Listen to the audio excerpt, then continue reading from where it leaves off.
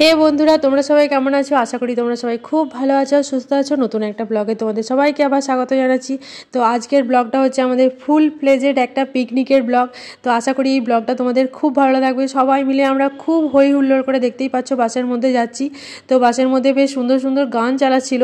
তো সেই গানটাতে দেখো জেঠু আর আমার মেয়ে দুজনে মিলে মানে আমার মেয়ের জেঠু দুজনে মিলে ডান্স শুরু করেছে।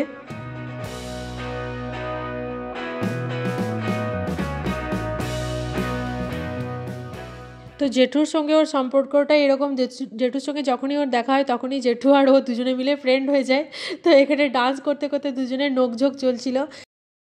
তো আমরা পিকনিকে কোথায় যাচ্ছি সেটা তোমাদের সাথে শেয়ার করি। সেটা হচ্ছে আমরা মধ্যমগ্রাম যাচ্ছি। তো পিকনিকে যেতে যেতে অনেকটা রাস্তা, যেহেতু আমাদের একটু দেরি হয়ে গিয়েছিল, পৌঁছে আমরা লুচি, আলুর দম আর মোয়া দিয়ে আমাদের ব্রেকফাস্টটা সেরে নিয়েছিলাম। ব্রেকফাস্ট করার মতো সময় ছিল না। আর যে জায়গায় পিকনিকটা হচ্ছিল না, সেই প্রপার্টিটা ইটসেলফ খুব সুন্দর ছিল। দেখো, দুটো বাড়ি এখানে ছিল পরপর, মানে দুইজনের বাড়ি আর কি। আর চারিদিকে নারকেল গাছ, সুপারি গাছ, খুব ভালো লাগছিলো। একটা অন্যরকম অ্যাম্বিয়েন্স ক্রিয়েট হচ্ছিল। তো তারপরে যাওয়ার পরেই আমরা গেম খাওয়ার পরই, ব্রেকফাস্টের পরই গেমের একটা আয়োজন করা হয়েছিল। কারণ নাহলে টাইমটা পাস হবে কি করে। সত্যি সময়েরও মনে ছিল না, খুব অভাব তৈরি হয়েছে সেখানে।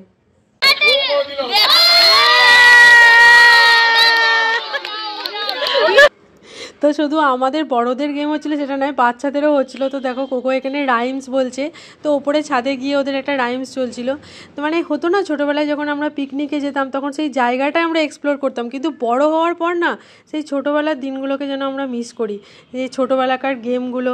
তো এখানে দেখো বড়রাও না হঠাৎ করে যেন সবাই ছোট হয়ে গেছে, মন খুলে সবাই আনন্দ করছে।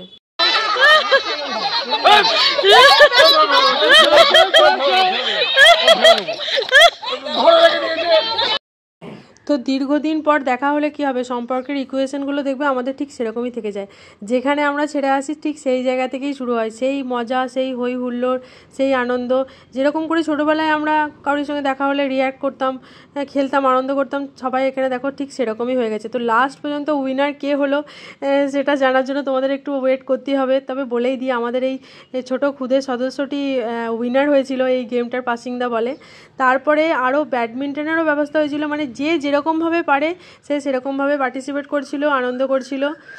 তো এখানে আন্টি আমাদের বলছে যে চলো আমাদের বাড়িটা তোমাদের একটু ঘুরে দেখাই। এই ওনার বাড়ি এটা। চুল তাজা, তেলের চুলে তাজা, ওটা কাউকে দেওয়া যাবে না, ওটা বলছি তো। জলের চুল তাজা, তেলের চুল তাজা, জলের চুল তাজা, তেলের চুল তাজা, জলের চুল তাজা, তেলের চুল তাজা, জলের চুল তাজা, তেলের চুল তাজা। তো টাং টুইস্টারের সাথে সাথে যারা টাং টুইস্টারে পার্টিসিপেট করেনি তারা কি করছিল দেখো এখানে। তো দুই জেনারেশনের এখানে ব্যাডমিন্টন খেলা চলছিল। আর এই পিকনিকে আসার পর একটা জিনিস আমি বলছিলাম আমার হাজব্যান্ডকে, যে টাপ্পা দাদা যে এত ভালো ব্যাডমিন্টন খেলে আর এতক্ষণ ধরে খেলতে পারবে, এটা আমার ধারণা ছিল না। মানে অনেকে আসার পর যে মানে তার সম্বন্ধে হয় না যে সে শান্ত চুপচাপ থাকে, তারপরে তার একটা অন্য রূপ দেখে কীরকম লাগে বলো। তো টাপ্পা দাদা বেড়াতে গেলে কমপ্লিটলি ডিফারেন্ট একটা পার্সন। আর এখানে টাং টুইস্টারের পর্ব চলেই যাচ্ছিল, কৃষ্ণাদি সবাইকে বলছিল, আর এটা নিয়ে সবাই খুব হাসি আনন্দ মজা করছিল। যে যেরকম করে পারছিল সে সবার নিজের নিজের মতো চেষ্টা করে যাচ্ছিল।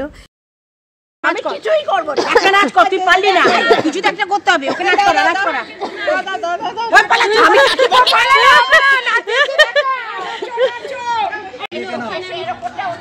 টাটা, খুব ভালো লাগলো। তো এত আনন্দের মাঝে দুপুরের লাঞ্চের ভিডিও তুলতে আমি ভুলে গিয়েছিলাম। তো লাঞ্চে আমাদের মাটন ছিল। আর কাউকে ছেড়ে আসার দুঃখটা সবসময় বেশিই থাকে। যাই হোক, আমাদের সারাদিনটা খুব ভালো গিয়েছিলো। আর তোমাদের ব্লগটা কেমন লাগলো অবশ্যই কমেন্ট করে জানিও। এই ধরনের ফ্যামিলি ব্লগ আমার চ্যানেলে আসতেই থাকে, তো তোমরা চেক করো। আর চ্যানেলটা যারা নতুন ভিজিট করছো অবশ্যই চ্যানেলটা সাবস্ক্রাইব করে নিও এই ধরনের ফ্যামিলি ব্লগ আর বেড়ানোর ব্লগ দেখার জন্য। তো দেখা হচ্ছে আবার খুব তাড়াতাড়ি নতুন একটা ব্লগের সাথে। টাটা।